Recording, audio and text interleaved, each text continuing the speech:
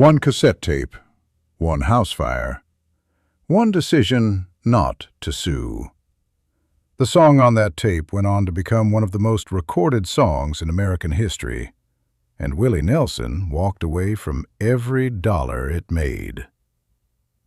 The night of November 22nd, 1970, started like any other night in Ridgetop, Tennessee. Willie Nelson had been living in a farmhouse there for several years, a quiet, rural property about 30 miles north of Nashville. He was 37 years old. He had been writing songs professionally for more than a decade.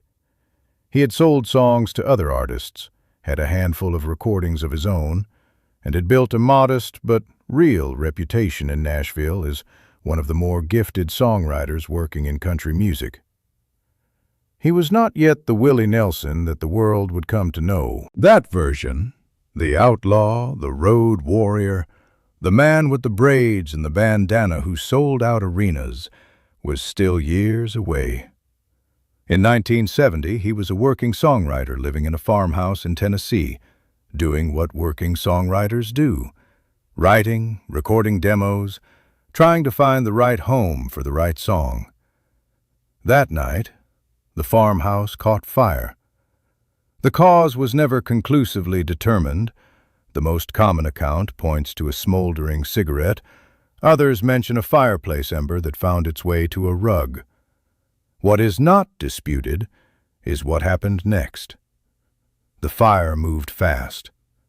By the time Willie Nelson was awake and out of the house, the structure was already seriously compromised. His neighbors came. Someone called for help. A small group of people stood on the road and watched the house burn.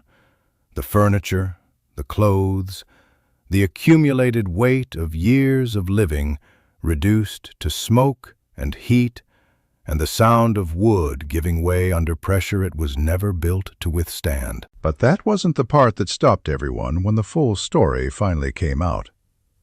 The part that stopped them was what Willie Nelson did next. With the house still burning, not smoldering, not dying down, but actively on fire, he went back in. His neighbors shouted at him to stay outside. He didn't. He was inside for somewhere between 30 seconds and a minute. When he came back out, he was carrying one thing, a cassette tape in a plastic case. He had left behind everything else. The tape was the only thing he went back for.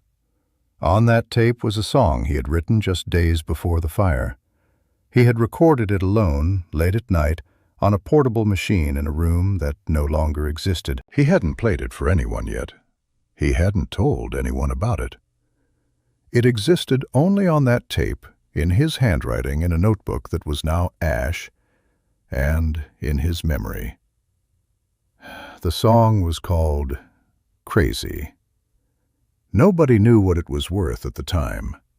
Willie Nelson himself did not know what it was worth. He knew it was good. He had a reliable instinct for his own work, the kind of instinct that comes from years of honest self-assessment. But the distance between a good song on a demo tape and a song that changes the shape of a career is vast, and most songs that make the first crossing never make the second. What I'm about to tell you is the part of this story that almost no one knows. In the weeks after the fire, Willie Nelson played the demo for a small number of people in Nashville. One of them was Hank Cochran, a fellow songwriter who had connections throughout the Nashville music world. Cochran heard the song and immediately understood what it was. He brought it to Patsy Cline's manager, who brought it to Patsy Cline. Patsy Cline's first reaction, by most accounts, was not enthusiasm. The song was unusual. Its melody moved in ways that country songs of that era did not typically move. Its emotional register was quieter and more interior than the material she had been recording. She was not immediately convinced it was right for her. She recorded it anyway, at the urging of people around her whose judgment she trusted. The recording session took place in 1961. The song had been written earlier and had taken a circuitous route to Patsy Cline's attention before Willie Nelson rescued the tape from the fire in 1970. What the fire moment preserved was not the original timeline, but the physical evidence of the song's existence, the demo, the proof of authorship, the object that connected Willie Nelson to what the song would become. Patsy Cline's recording of Crazy was released in October 1961. It reached number 2 on the Billboard country charts. It crossed over into the pop charts. It became one of the defining recordings of her career, and her career was already extraordinary. The song has since been recorded by more than 500 artists. It has appeared in films, television shows, and cultural moments too numerous to catalog. It is, by most measures, one of the most enduring popular songs written in the 20th century. Willie Nelson received his songwriter's royalties in the early years, but the larger commercial machinery that surrounded the song, the licensing, the covers, the synchronization rights, the decades of accumulating value, generated returns that Willie Nelson never fully captured. The reasons are partly contractual, partly the result of deals made in an era when songwriters routinely signed away rights they did not fully understand, and partly the result of decisions Willie Nelson made deliberately and consciously over the years that followed. He never sued. He had grounds to. There were moments when the financial arrangements around the song could have been challenged, when lawyers told him he had a case worth pursuing. He declined every time. The people closest to him during those years have said that he was not indifferent to the money. He was not performing generosity for an audience. He simply did not believe that the legal process was the right container for what he felt about the song and the woman who had made it what it became. Patsy Cline died in a plane crash on March 5, 1963. She was 30 years old. She had been recording for less than a decade. What she left behind in that time was a body of work that continued to grow in stature for decades after her death, and Crazy was at the center of it.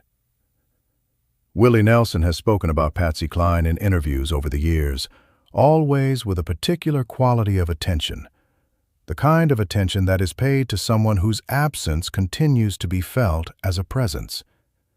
He has said that she understood the song in ways that he had not fully articulated even to himself when he wrote it, that she found something in it that he had put there without knowing he had put it there. The cassette tape that he carried out of the burning farmhouse in Ridgetop survived for many years. Whether it still exists in playable condition is not publicly known.